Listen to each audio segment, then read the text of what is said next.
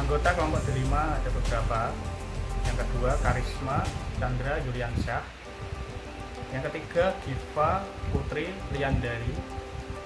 Yang keempat Risma Yulianti. Kami akan menjelaskan tentang apa sih rekayasa hidrologi itu.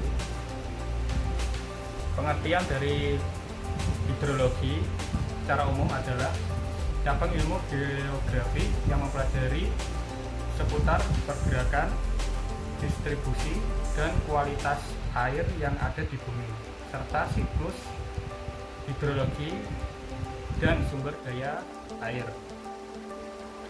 Sedangkan pengertian siklus hidrologi secara umum adalah sirkulasi air dari laut ke atmosfer, lalu ke bumi, dan kembali lagi ke laut, dan seterusnya. Hidrologi berasal dari kata hidrologia, yang artinya ilmu air. Pengertian hidrologi menurut para ahli. Sing, 1992. Hidrologi ialah suatu ilmu yang membahas tentang karakteristik menurut waktu dan ruang tentang kuantitas dan kualitas air di bumi, termasuk suatu proses hidrologi, pergerakan, penyebaran, sirkulasi tampungan, eksplorasi, pengembangan, dan manajemen. Menurut Marta dan Adi Dharma, 1983, hidrologi ialah suatu ilmu yang mempelajari tentang terjadinya suatu pergerakan dan distribusi air di bumi, baik di atas ataupun di bawah permukaan bumi, tentang sifat kimia dan fisika air dengan suatu reaksi terhadap lingkungan, dan hubungannya dengan kehidupan. Menurut Reka Linsley dalam Yandi Hermawan, 1986, hidrologi ialah suatu ilmu yang membicarakan tentang air yang ada di bumi, yakni mengenai tentang kejadian perputaran dan pembagiannya, sifat fisika dan kimia serta reaksinya terhadap suatu lingkungan, termasuk hubungan dengan kehidupan. Air di bumi.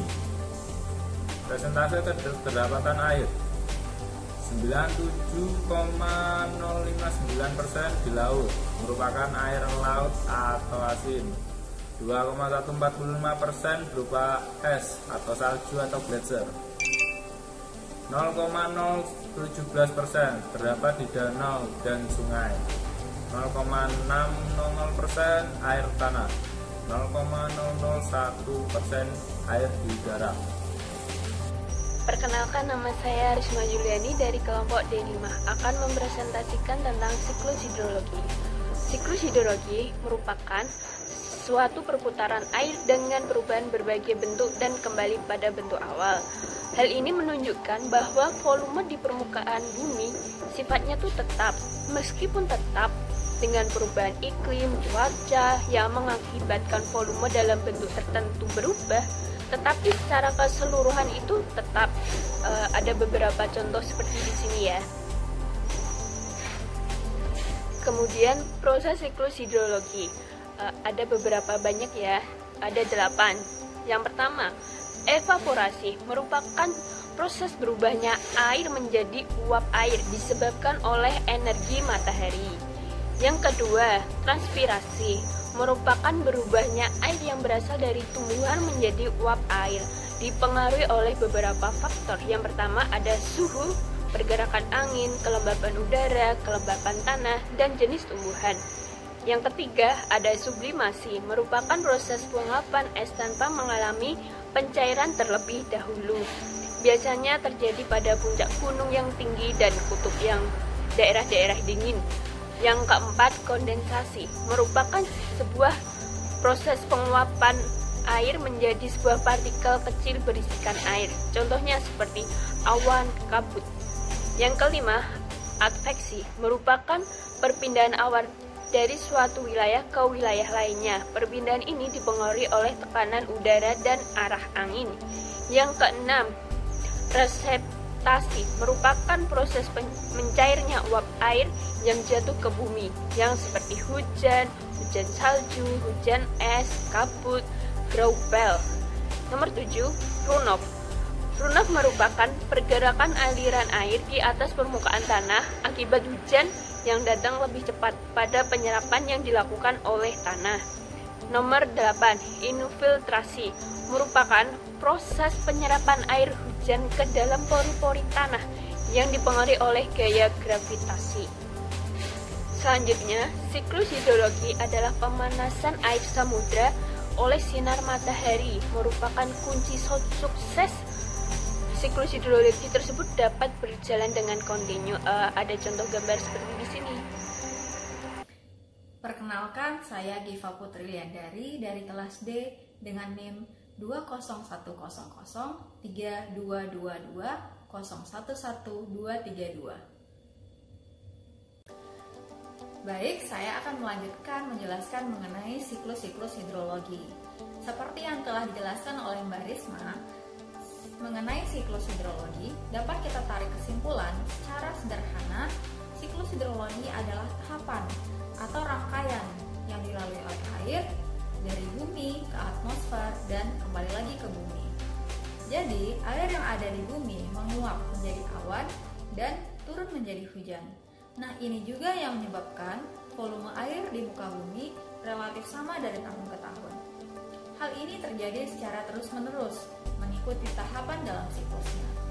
Nah, siklus hidrologi terbagi menjadi 3 jenis, yaitu siklus pendek, siklus sedang, dan siklus panjang. Yang pertama, siklus pendek. Siklus ini merupakan proses yang paling pendek di antara dua siklus lainnya. Jadi, dalam siklus ini, air laut mengalami evaporasi atau penguapan. Evaporasi di sini adalah proses menguapnya air dari laut, danau, sungai, atau permukaan air lain yang ada di bumi. Kunci utama proses evaporasi ini adalah panas matahari. Kemudian, uap air akan mengalami kondensasi dan berubah menjadi awan. Kondensasi adalah berubahnya wujud uap air menjadi titik-titik air, hingga akhirnya terbentuk menjadi awan. Setelah menjadi awan, akhirnya proses presipitasi terjadi.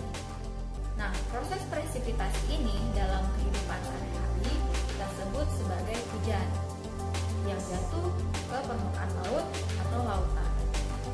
Berbicara tentang evaporasi, dalam siklus hidrologi ada yang namanya transpirasi dan intersepsi. Kalau transpirasi adalah proses menguapnya air dari tanaman melalui mulut dan batang pohon. Sedangkan intersepsi adalah air hujan yang terjebak di atas tanaman yang kemudian menguap lagi sebelum mencapai tanah. Contohnya, di hutan hujan yang daun pohonnya relatif besar, biasanya air hujan tidak akan langsung jatuh ke tanah. Nah, air hujan yang menempel di bagian pohon tersebut akhirnya mengalami evaporasi. Jadi, sebenarnya evaporasi tidak hanya terjadi di laut, tetapi bisa juga karena campur tangan tanaman, baik dengan transpirasi ataupun dengan intersepsi. Kemudian, siklus hidrologi yang kedua adalah siklus sedang. Pada siklus sedang, hujan terjadi di darat. Awalnya, uap air yang berasal dari laut atau lautan ditiup oleh angin dan bergerak sampai ke daratan. Proses ini disebut dengan adveksi, yaitu bergeraknya awan menuju tempat lain karena bantuan angin. Karena adveksi, awan pun menurunkan hujan di darat, sehingga timbul yang namanya runoff. Runoff adalah bergeraknya air di darat dari tempat yang tinggi ke tempat yang lebih rendah, dan air ini bergerak akan sampai ke lautan. Namun, air yang jatuh di darat tidak selalu mengalami runoff, tetapi juga mengalami infiltrasi, yaitu meresapnya air ke dalam pori-pori tanah. Kalau airnya meresap ke dalam tanah, ujung-ujungnya air akan sampai ke laut juga, tetapi prosesnya akan lebih lama.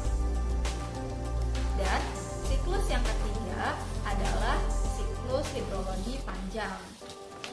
Pada siklus ini, sama dengan siklus sebelumnya, diawali dengan proses evaporasi dan kondensasi.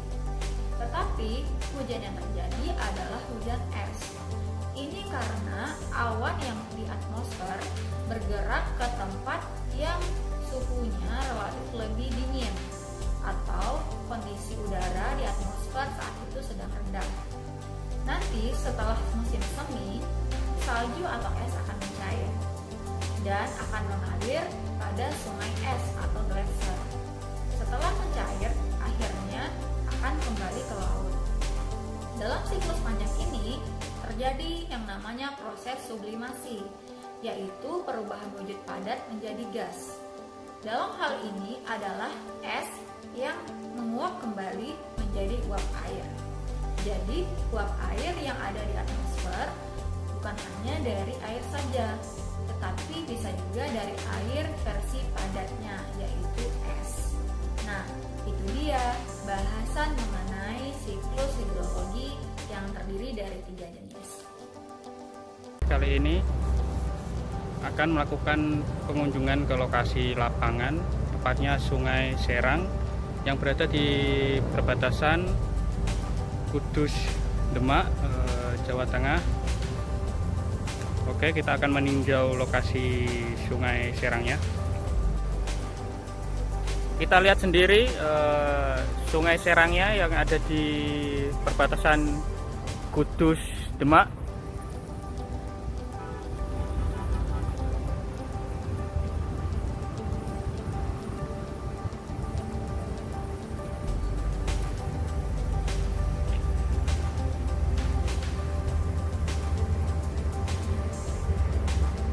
Nantinya air ini akan berakhir di daerah pantai atau laut.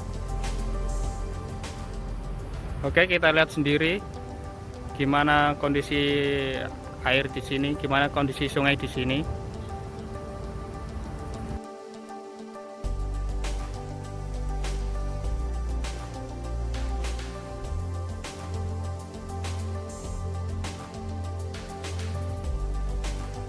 Hasil dari kunjungan saya yang berada di Kali Serang, perbatasan Kudus, Demak, kita tahu sendiri bagaimana kondisi air di sana, bagaimana sumbernya, bagaimana aliran dari air Kali Serang ini bisa kita lihat sendiri.